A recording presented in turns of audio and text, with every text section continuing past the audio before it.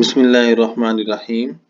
مصنوعی ذہانت کے ٹولز کا استعمال کیسے کیا جائے؟ یہاں پر آپ کے سامنے دو نام موجود ہیں، بارڈ، اس کے ساتھ دوسرا نام جیمنی بھی ہے، اور ایک ہے پرپلیکسٹی اے آئی۔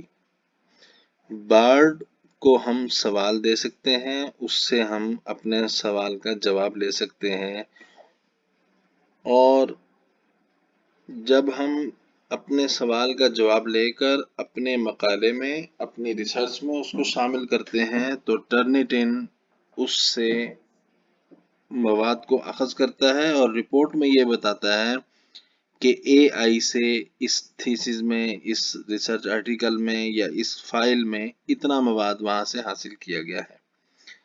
اب اس سے بچنا کیسے ممکن ہے؟